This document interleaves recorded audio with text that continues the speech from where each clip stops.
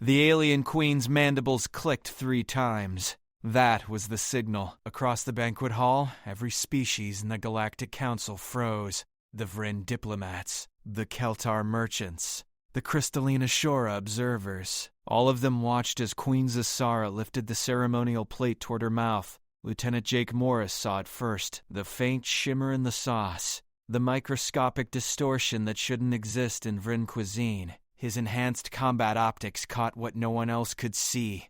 Nanite swarm. Military grade. Assassination protocol. He didn't think. Jake launched himself over the table. His boots crushed crystal glasses. His shoulders slammed into a hovering server droid. The Queen's 4 eyes widened as the human soldier flew toward her like a missile. His fist connected with the plate. The impact sent it spinning across the hall. Purple sauce splattered against the far wall. The plate shattered into 1,000 pieces. The Queen's guards raised their plasma rifles instantly. 20 barrels aimed at Jake's chest. "Stand down," Jake said, hands raised, breathing hard. That food was poisoned. The hall erupted. Vryn security flooded in. The other delegates scrambled for exits. The Queen remained perfectly still, her main eyes locked on Jake, while her secondary eyes scanned the ruined meal. "Explain yourself, human," she hissed.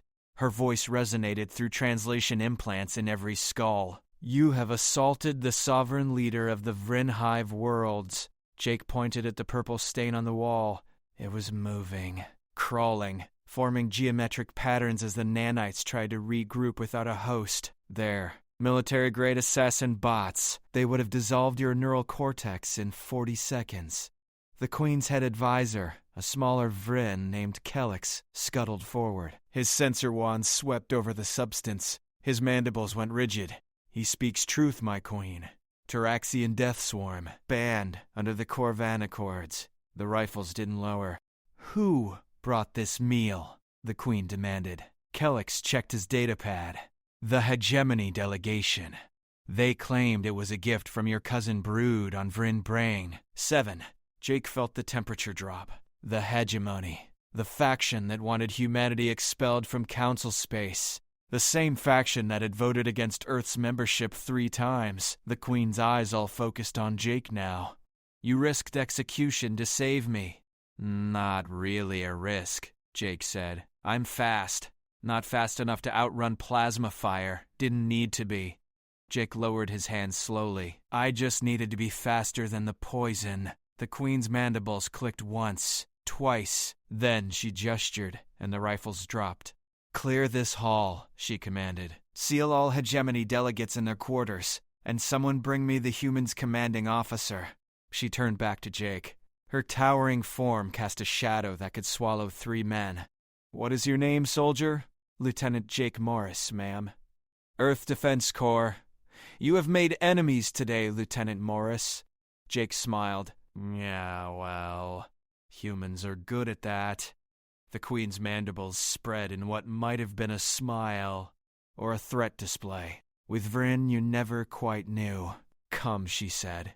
"We have much to discuss about those who would see me dead, and about those brave enough to stop them." The interrogation chamber smelled like copper and ozone. Jake stood beside Commander Helen Grant as 3 Hegemony delegates sat bound in gravitational restraint fields. The Sarkellian ambassador's scales had turned pale gray. Fear response. The Orvathi trade minister's tentacles coiled tight against his body. The 3rd delegate, a Kessarian named Vol, kept his 6 eyes fixed on the floor. Queen Zasara circled them like a predator. Her guards lined the walls, plasma rifles charged and ready. "Explain the nanites," she said. The Sarkellian hissed through his translator. "We know nothing. The meal came from your own world." "Lies," Kellex said, manipulating his datapad. "Transit logs show the container originated from Hegemony transport vessel Dark Meridian. It never touched Vryn." 7. Jake watched Val. The Kessarian's breathing had increased. 3 of his eyes kept glancing toward the exit. Classic tell. He knew something. "Your Majesty," Jake said. "Permission to ask a question." The Queen's head swiveled toward him. "Speak. Who gains if you die?" Zasara's mandibles clicked thoughtfully. My cousin, Broodmother Jaress, she has long disputed my claim to the throne, but she lacks the spine for assassination. Maybe she found some, Commander Grant said. Or maybe someone found it for her. The Orvathi minister's tentacles suddenly lashed out. You accuse us without proof. The hegemony has no interest in Vrin's succession. Really? Jake stepped forward. Because from where I'm standing, Dead Queen means civil war. Civil war means the Vrin pull resources from border patrols, and suddenly those mining colonies you've been eyeing in the Keltar Reach become a lot easier to claim. Vol's eyes all snapped to Jake. Got you, Jake thought. The human guesses, Vol said quickly. He has no evidence. Actually, Kellex interrupted, we do now. Deep scan of the nanite programming shows a Kesseron encryption signature. Very specific. Very traceable. Vol lunged against his restraints. The field crackled but held. You ignorant mammals, he snarled. You think you understand galactic politics because you won one war? The hegemony has maintained order for 3,000 years. Earth is an infant species playing with guns they barely comprehend. Yeah, Jake said. And this infant just saved your target's life. Queen Zasara moved with shocking speed. Her clawed hand seized Veil's throat, lifting him despite the restraint field's resistance. You will tell me everything, she said. Who else was involved? How many attempts were planned? And where I can find my dear cousin Exorus, Vol choked. You'll start a war. The hegemony will not tolerate this. Let them try. Zasara's voice dropped to a deadly whisper. I have 4 hive worlds, 60 billion soldiers, and a human who apparently sees threats no one else can detect. Tell me, Delicate, how confident are you in your hegemony's chances? She released him. Vol gasped for air. Take them to deep holding, Zasara commanded her guards. Use the old methods. I want answers before the council convenes tomorrow. As the guards dragged the delegates away, Zasara turned to Jake and Commander Grant. Your species continues to surprise me, humans. First you defeat the Krath invasion fleet with primitive kinetic weapons. Now you disrupt assassination attempts at diplomatic functions. We're observant, Grant said. Comes from spending most of our history trying to kill each other. A useful skill set. The Queen's mandibles spread. Lieutenant Morris, I am promoting you. Effective. Immediately, you are my personal security consultant. You will help me root out every conspirator in this plot. Jake blinked. Your Majesty, I'm just a soldier. I don't know anything about Vrin politics. Exactly. Everyone else in this station has agendas, allegiances, debts. You simply saw poison and acted. That clarity is what I need. Commander Grant cleared her throat. With respect, Your Majesty. Lieutenant Morris is still under Earth Defense Corps authority. Zasara's head tilted. Is he? The temperature in the room seemed to drop 10 degrees. What I mean, Grant continued carefully, is that we'd be happy to loan him to your security detail, as a gesture of goodwill between our species. Smart, Jake thought. Don't fight the Queen. Make it sound like cooperation. Zasara's mandibles clicked twice. Approval. Acceptable. Commander Grant, you will coordinate with my intelligence network. Lieutenant Morris, you will accompany me to the Council emergency session tomorrow. Someone tried to kill me hours before a major vote on hegemony expansion. That is not coincidence. What's the vote about? Jake asked. Kellex answered.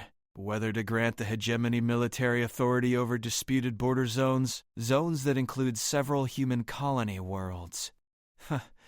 Jake felt ice in his gut. They were going to kill you and blame Earth. Most likely, Zasara said. A human guard assaults the Queen. She dies from poison anyway. Suddenly, Earth looks like a threat that must be contained. The hegemony gets emergency powers. Your colonies get occupied. Except I saved you instead. Except you saved me instead. The Queen's eyes gleamed. Which means tomorrow, when I address the Council, I will have a very different story to tell. One with a human hero and hegemony villains. Commander Grant smiled grimly. Politics.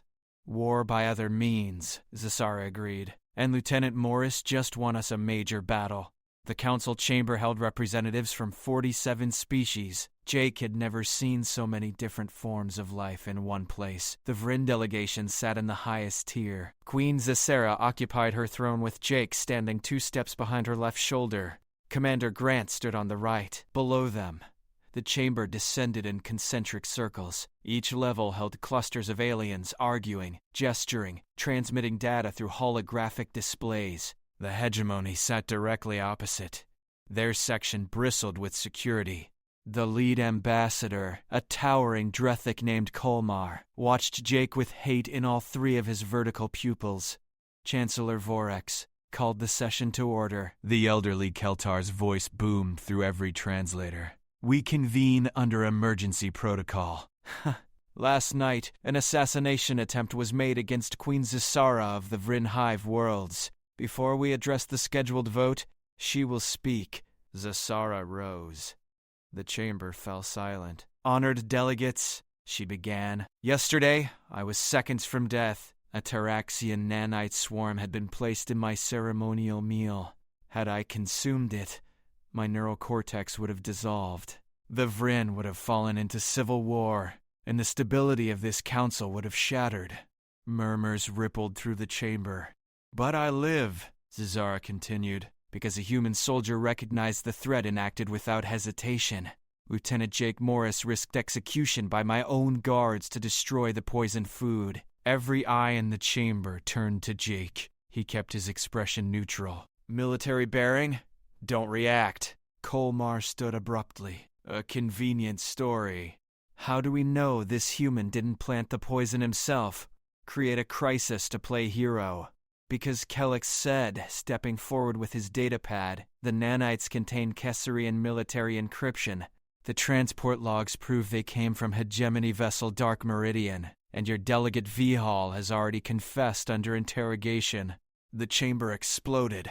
Delegates shouted, how it could have slipped outside of our perimeters. How it could have slipped outside of our perimeters.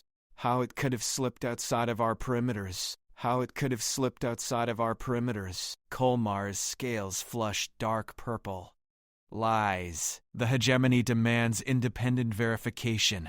You torture confessions from prisoners and expect us to accept this?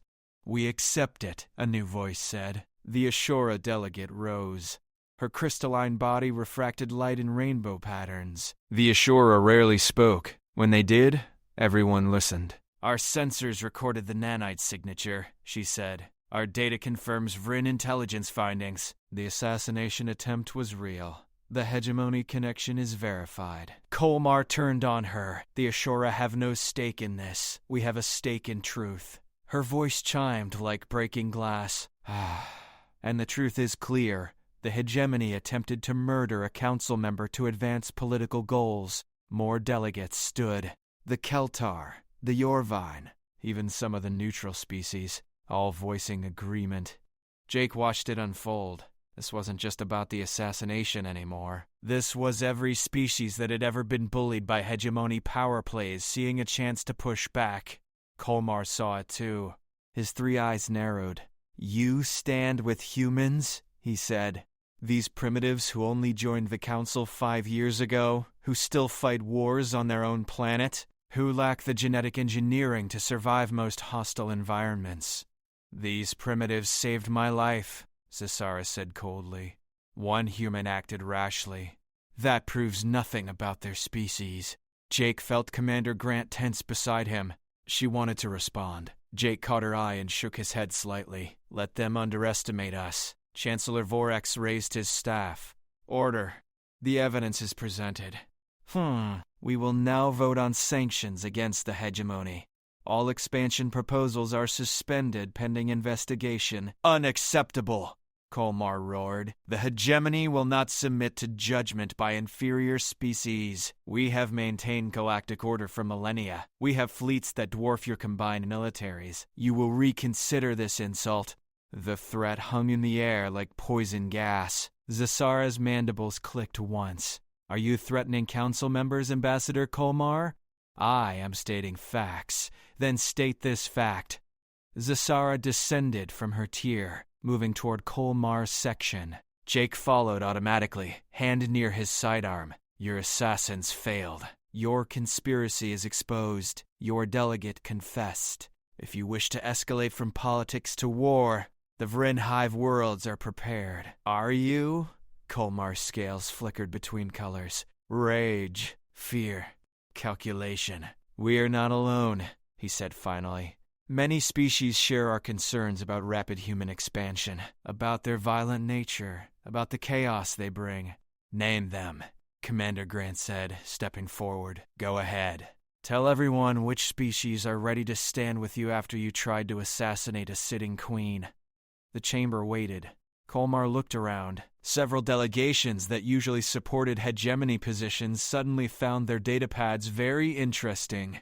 No one spoke. That's what I thought, Grant said. Chancellor Vorax struck his staff again. The vote proceeds. All in favor of hegemony sanctions? 39 hands, claws, tentacles, and appendages rose. Opposed? 6 rose. All known hegemony client states. Abstaining? 2 delegates remained neutral. The measure passes, Vorax declared. All hegemony military expansion is frozen. Trade privileges are suspended. A formal investigation will commence immediately. Kolmar's body went rigid. You have made a grave error, all of you. He turned and stormed from the chamber. His delegation followed. The doors sealed behind them with a heavy thud. Zasara returned to her tier. Well, Lieutenant Morris, it seems you've started something. Jake watched the hegemony exit through the security feeds. Kolmar was already transmitting messages. Encrypted. Urgent. They're not going to take this line down, Jake said. No, Zasara agreed. They will retaliate. The question is how and where. The Ashura delegate approached. Up close, her crystalline structure was mesmerizing. Layers of translucent material that seemed to contain entire galaxies. The human sees clearly, she said. The hegemony has already dispatched warships. Our long-range sensors detected mobilization 30 minutes ago. Commander Grant swore. Where are they headed? 3 possible targets. The Vryn border. The Keltar trade routes. The Ashura's eyes, like diamonds in her face, fixed on Jake. Or the human colony at New Brazos. Jake's blood went cold. That's where my sister lives. 40,000 colonists. Minimal defense grid. Not anymore, Zasara said. She gestured to Kellex, who began transmitting orders. I am dispatching 3 hive ships to reinforce New Brazos. The hegemony wants to test our resolve. Let us show them what happens when you threaten those under Vryn protection. We didn't ask for protection, Grant said carefully. You saved my life. That creates obligation. Besides, Zasara's mandibles spread in her unsettling smile. Any species clever enough to detect assassination attempts at diplomatic dinners is a species worth keeping alive. The bridge of the Vryn hive ship, Eternal Mandate, thrummed with activity. Biomechanical interfaces pulsed along every wall. Vryn crew members moved in synchronized patterns that seemed chaotic, but held perfect efficiency. Jake stood at the tactical display beside Zasara. Commander Grant coordinated with Earth Defense Corps through subspace channels. The 3 hive ships had made the jump to New Brazos in record time. Now they hung in orbit while scanning for hegemony forces. Contact, the sensor officer announced. Her mandibles clicked rapidly. 4 hegemony cruisers dropping from hyperspace. Distance 200,000 kilometers. They're forming attack formation. Jake studied the display. The hegemony ships were massive. Each one could glass a planet, but they moved slowly, positioning themselves like they had all the time in the world. They're stalling, he said. Zasara turned one eye toward him. Explain. Look at their formation. They're not rushing in. They're waiting for something. Reinforcements, Commander Grant said, checking her datapad. Earth intel shows 6 more hegemony vessels inbound. ETA 20 minutes. 10 ships against 3, the Vryn tactical officer said. Unfavorable odds. For them, maybe. Jake pointed at the planet below. New Brazos has 17 orbital defense platforms. They're old Earth tech, but they pack railguns that can punch through shields. If we position the hive ships here, and here, we create a crossfire zone. The hegemony has to come through our field to reach the planet. Zasara's mandibles clicked thoughtfully. You think like a soldier, not a naval commander. I think like someone who wants to win. The human has a point, the tactical officer admitted. Our hive ships have superior maneuverability. We could use the defense platforms as force multipliers. Do it! Zasara commanded. The 3 hive ships adjusted position. Jake watched the tactical display update. The hegemony cruisers detected the movement and paused. Good. Make them think. Incoming transmission, the communications officer said. Hegemony flagship dominance eternal. They're hailing us. Put it through. Kolmar's face appeared on the main screen. His 3 eyes burned with rage. Queen Zasara. How predictable. You rushed to defend your new pets. Ambassador Kolmar. How disappointing. You escalate to military action because politics failed you. You embarrassed the hegemony before the entire council. That requires correction. Correction? Commander Grant stepped into view. You tried to assassinate a queen and now you're throwing a tantrum because you got caught. Kolmar's scales flushed darker. You should not be speaking, human. This is between established powers. Your species is barely civilized. Funny, Grant said. We seem civilized enough to not poison diplomats at dinner parties. You hide behind Vryn protection. Without them, Earth would be nothing. Jake felt something click in his mind. The way Kolmar kept focusing on humanity. The way he ignored the tactical situation. The way his ships were positioned. This wasn't about New Brazos. Commander, Jake said quietly. Pull up Earth system defenses. Right now. Grant's fingers flew across her datapad. Her face went pale.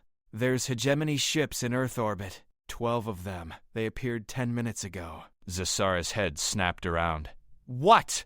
It's a diversion, Jake said, voice tight. We're here protecting a colony while they threaten the homeworld. They want us to rush back, split our forces. Kolmar's smile spread across the screen. The human finally understands. Yes, Lieutenant Morris. While you play hero at this insignificant outpost, my fleet surrounds your precious Earth.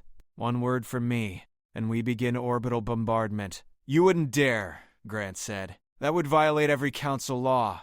Laws you used to punish us? Those laws no longer apply. Kolmar leaned forward. Here are my terms. The Vryn withdrawal from New Brazos. Humanity apologizes to the council for false accusations. All sanctions against the hegemony are lifted. You have 10 minutes to comply. The transmission cut. The bridge fell silent. Options, Zasara demanded. The tactical officer brought up a star chart. If we jump now, we reach Earth in 40 minutes. But that leaves New Brazos undefended. The hegemony cruisers here will destroy the colony. If we stay, Earth burns, Grant said. Jake stared at the display. 40,000 people on New Brazos. 8 billion on Earth. The math was simple, but something gnawed at him. Something wrong. Why only 12 ships at Earth? He asked. 12 hegemony cruisers is more than enough firepower, the tactical officer said. No. I mean, why such a specific number? They could have sent 20, 30. Why exactly 12? Commander Grant pulled up Earth's defense status. Because Earth Defense Corps has 15 heavy cruisers in home system. 12 hegemony ships creates tension but not overwhelming force. They want a standoff, not a slaughter. They're bluffing, Jake said suddenly. They won't attack Earth. Too many witnesses. Too many other council species monitoring. If they glass a populated council world, every species will unite against them. The hegemony would be finished. You're betting 8 billion lives on that theory, Grant said. I'm betting on Kolmar being a politician first and a warrior second. He wants concessions. He wants us to blink. Zasara's 4-eye studied Jake. And if you're wrong, then I'm wrong. But if we abandon New Brazos, we prove the hegemony can bully us into submission. Next time it'll be another colony, then another. Where do we draw the line? The human is right, the Ashura delegate's voice came through comms. Her ship had been trailing the Vryn fleet, observing. The hegemony gambles on fear. They cannot afford actual war with multiple council members. They need you to surrender without fighting. Zasara's mandibles clicked rapidly. Decision time. We hold position, she said. Commander Grant, tell your forces at Earth to maintain defensive posture, but do not fire unless fired upon. Inform other Council species of the situation. Let everyone watch what the hegemony does next. And us? The tactical officer asked. We wait for Colmar's reinforcements to arrive. Then, we demonstrate why threatening the Vryn is a mistake. Jake watched the countdown timer. 8 minutes until the ultimatum expired. 6 more hegemony ships inbound. His sister was down on New Brazos, Sarah Morris, age 23, working at the atmospheric processing plant. She'd joined the colony program to escape Earth's overcrowding, to build something new. He hadn't spoken to her in 3 months. If he was wrong about Colmar, millions would die. If he was right, thousands still might. Sir, the sensor officer said, the hegemony reinforcements just dropped from hyperspace. 10 ships now phase 3. The timer hit 0. The hegemony fleet began its advance. 10 warships moving in perfect formation. Their shields shimmered like oil on water. Weapon ports glowed with charging energy. Jake's hands gripped the edge of the tactical display. Every instinct screamed to move, to act, to do something. But Zasara remained perfectly still, watching the enemy approach like she had all the time in the universe. They're entering firing range of the defense platforms, the tactical officer reported. Hold, Zasara said. The hegemony ships pushed forward. 50,000 kilometers. 40,000. The defense platforms powered up, railguns tracking targets. My queen, if we wait much longer, hold. Jake understood now. She wasn't waiting out of fear. She was measuring intent. The moment those hegemony ships opened fire, they committed to battle in front of witnesses. The Ashura observer ship was recording everything. Dozens of Council species monitored this confrontation through quantum entanglement relays. Start shooting first, and you're the aggressor. Let them shoot first, and you're defending colonists. Politics, even in warfare. Incoming transmission from Colmar, communications reported. Ignore it, Zasara said. 30,000 kilometers. The lead hegemony cruiser Dominance Eternal suddenly veered off course. The ship banked hard, breaking formation. What are they doing? Grant asked. Jake watched the tactical display update. The other 9 ships held position, but Dominance Eternal accelerated toward the planet on a different vector. They're going for atmospheric entry, the sensor officer said, targeting the main colony settlement. That's a bluff, Jake said. A ship that size entering atmosphere would destabilize its systems. They'd be vulnerable. Or they're insane enough to try it anyway. Grant checked her datapad. The settlement has 40,000 people. No underground shelters. If that cruiser gets low enough to fire, it won't, Zasara interrupted. She turned to her tactical officer. Hive ship Crimson Talon. Intercept course. Full speed. Prepare boarding pods. Boarding pods? Jake repeated. We're going to board a hegemony flagship? You said they're vulnerable at atmosphere. Let's test that theory. The Crimson Talon broke formation, its biomechanical hull rippling as it accelerated. The Vryn ship was smaller than the hegemony cruiser, but infinitely more agile.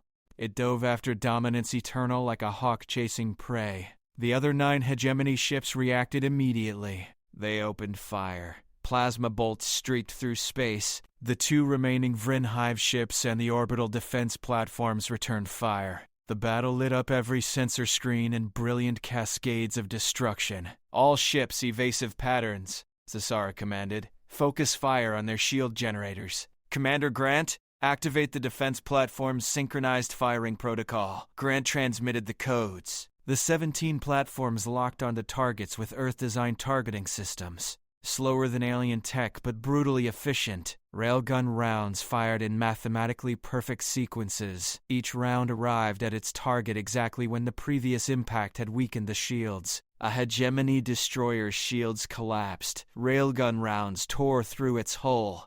Atmosphere vented into space. The ship listed, dead in the void. First kill, the tactical officer announced. But 9 ships remained. And Dominance Eternal was entering New Brazos' upper atmosphere. The Crimson Talon followed. Jake watched the secondary display. The Hegemony flagship was massive, designed for space combat. Its hull began heating as atmospheric friction increased. Red-hot streaks appeared along its ventral surface. The Crimson Talon's organic hull adapted. Temperature-resistant biomatter spread across its surface like scales. It closed the distance. "Boarding pods launching," Crimson Talon's captain reported through comms. 6 pods deployed. Impact in 30 seconds. The pods were living missiles, Vryn assault craft that could burn through enemy hulls and deposit soldier drones directly into hostile ships. Jake had seen footage from the craft war. The boarding actions had been brutal. Colmar's face appeared on screen again. His scales had gone nearly black with rage. "You dare board a hegemony vessel? This is an act of war. You're firing on a civilian colony," Cesara said calmly. "This is self-defense. I will reduce that planet to ash." "You'll try." The boarding pods impacted. On the tactical display, Jake saw them burn through Dominance Eternal's hull. Red icons appeared inside the ship's schematic, indicating Vryn's soldiers spreading through the corridors. Then something changed. The Hegemony ship's weapon ports began cycling down. Its engines reduced thrust. It was pulling up, aborting the atmospheric run. "They're retreating," Grant said, disbelief in her voice. Not retreating, Jake realized. They can't fight borders and maintain atmospheric flight at the same time. Colmar has to choose between completing his threat or saving his ship. Dominance Eternal climbed back toward orbit, the Crimson Talon attached to it like a parasite. In space, the battle continued. Another Hegemony ship lost shields. This time, the Eternal Mandate's main cannon fired. The blast punched clean through the enemy cruiser's reactor. The ship exploded in a brief, brilliant star. 8 enemies left. "Status from Earth?" Cesara asked. Grant checked her datapad. "The Hegemony fleet there is holding position. No shots fired. They're just watching." "Because we haven't folded," Jake said. "We called their bluff and now they don't know what to do." A new transmission came through. Not from Colmar, from someone else on Dominance Eternal. The face that appeared was Drethic, but younger. An officer, not an ambassador. "This is Commander Thex of Dominance Eternal. Ambassador Colmar has been relieved of command. We are requesting immediate ceasefire." The bridge fell silent. "On whose authority?" Cesara demanded. "High Command. They've reviewed the engagement logs." Thex's 3 eyes showed fear. Actual fear. "You've killed 2 ships, boarded our flagship, and 15 more Council vessels just dropped from hyperspace on our position. We're outnumbered 3-1. Jake checked long-range sensors. The officer was right. Ships bearing Council insignia were arriving. Keltar, Yorvine, even some species that usually stayed neutral. All of them positioning themselves alongside the Vryn. The galaxy was picking sides, and the Hegemony had chosen the wrong one. "Here are my terms," Cesara said. "Your fleet withdraws immediately. All ships at Earth do the same. Ambassador Colmar will be transported to Vreem custody for trial, and the Hegemony will submit to full Council investigation." Thex's scales flickered through a dozen colors. "High Command will never agree to. Your High Command will agree or watch its fleet get destroyed in front of 47 species. All recording, all watching. Tell me, Commander Thex, how does Hegemony pride taste when it's been shattered in front of the entire galaxy?" Thex's image vanished. 2 minutes later, the Hegemony ships began powering down weapons. The battle was over. Commander Grant let out a breath she'd been holding. "We won. We survived," Cesara corrected. "Winning comes later. Lieutenant Morris, your sister's colony is safe." Jake felt the tension drain from his body. Sarah was alive. 40,000 colonists were alive. Earth was safe. But as he looked at the tactical display at the Council ships surrounding the defeated Hegemony fleet, he knew something fundamental had changed. Humanity had stood alongside the Vryn against overwhelming force. They'd refused to back down. They'd called a bluff that could have cost billions of lives, and the galaxy had noticed. 3 weeks later, Jake stood in the Grand Council chamber again, but this time, everything was different. The hegemony section sat empty. Their delegates had been expelled pending investigation. Colmar faced trial on 3 worlds for conspiracy and attempted murder. His confession had implicated 17 other officials. The hegemony's power structure was collapsing from within. Chancellor Vorax raised his staff for silence. We convened to address humanity's petition. Earth has requested full military partnership status within the Council, a privilege granted to only 6 species in our history. Jake glanced at Commander Grant. She stood with the Earth delegation, wearing full dress uniform. Behind her, holographic displays showed New Brazos. The colony had been reinforced. Permanent Vryn defense stations now orbited the planet. Gifts, Zasara called them. Investments, Jake suspected. The Council recognizes Queen Zasara, Vorax announced. Zasara rose from her tier. Her presence dominated the chamber. Honored delegates, 3 weeks ago a human soldier saved my life. When the hegemony threatened war, humanity did not retreat. They stood with the Vryn against superior numbers. They trusted their judgment even when billions of lives hung in balance. She descended from her tier, moving toward the Earth delegation. I have lived for 67 solar cycles. I have commanded fleets through 3 wars. I have negotiated treaties with 30 species, and in all that time I have learned one truth about power. Zasara stopped in front of Jake. Power is not measured in ships or soldiers. It is measured in courage, in the willingness to act when action seems impossible, in the clarity to see truth when others see only confusion. She turned to address the entire chamber. Humanity possesses this courage. Lieutenant Morris proved it when he destroyed poisoned food without hesitation. Commander Grant proved it when she coordinated defenses across multiple fronts. Their entire species proved it when they refused to abandon a single colony despite threats to their homeworld. The Ashura delegate rose, her crystalline body shimmering. The Ashura concur. We have observed humanity since their first space flights. They are young, yes, violent sometimes, but they possess something rare among Council species. They remember what it means to struggle, to fight for survival, to refuse surrender even when logic demands it. More delegates stood, the Keltar, the Yorvine, even species Jake had never heard of. One by one, they voiced support.